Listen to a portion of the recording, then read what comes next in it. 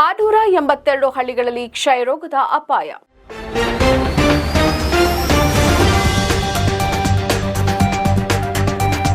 ತೀವ್ರ ಅಪೌಷ್ಟಿಕತೆ ಸಮಸ್ಯೆ ಎದುರಿಸ್ತಾ ಇರುವ ಮಧುಮೇಹ, ರಕ್ತದೊತ್ತಡದಿಂದ ಬಳಲ್ತಾ ಇರುವವರ ಸಂಖ್ಯೆ ಹೆಚ್ಚಿರುವ ಜಿಲ್ಲೆಯ 682 ಹಳ್ಳಿಗಳಲ್ಲಿ ಈಗ ಕ್ಷಯರೋಗದ ಆತಂಕ ಮನೆ ಮಾಡಿದೆ.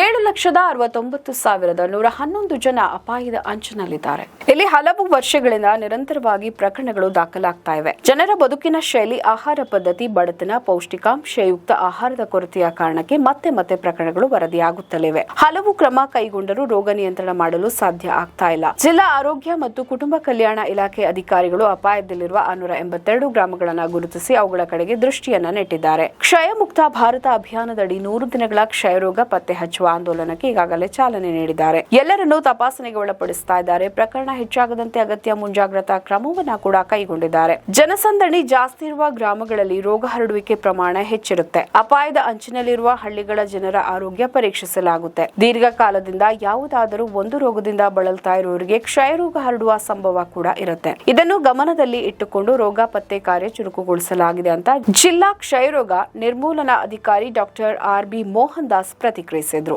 ಜಿಲ್ಲೆಯಲ್ಲಿ 51 ಕ್ಷಯಮುಕ್ತ ಗ್ರಾಮ ಪಂಚಾಯಿತಿ ಗುರುತಿಸಲಾಗಿದೆ. ಒಂದಕ್ಕಿಂತ ಕಡಿಮೆ ಪ್ರಕರಣ ದಾಖಲಾದ, ಮರಣ ಪ್ರಮಾಣ ಶೂನ್ಯ ಇರುವ ಪಂಚಾಯಿತಿಗಳನ್ನ ಕ್ಷಯಮುಕ್ತ ಅಂತ ಘೋಷಿಸಲಾಗ್ತಾ ಇದೆ. ಪ್ರತಿ ವರ್ಷ ಕಡ್ಡಾಯವಾಗಿ ಕ್ಷಯರೋಗ ಪರೀಕ್ಷೆಯನ್ನು ನಡೆಸಬೇಕು. 1,000 ಜನರನ್ನ ಪರೀಕ್ಷಿಸಿ ಒಂದಕ್ಕಿಂತ ಕಡಿಮೆ ಪ್ರಕರಣ ಕಂಡು ಬಂದ್ರೆ ಅಂತಹ ಗ್ರಾಮ ಪಂಚಾಯಿತಿಯನ್ನ ಕ್ಷಯಮುಕ್ತ ಅಂತ ಪರಿಗಣಿಸಲಾಗುತ್ತೆ. ನಮ್ಮ ಈ ವಿಡಿಯೋ ನಿಮಗೆ ಇಷ್ಟ ಆದಲ್ಲಿ ಲೈಕ್ ಮಾಡಿ, ಶೇರ್ ಮಾಡಿ, ಕಮೆಂಟ್ ಮಾಡಿ ಮತ್ತೆ ಸಬ್ಸ್ಕ್ರೈಬ್ ಮಾಡಿ.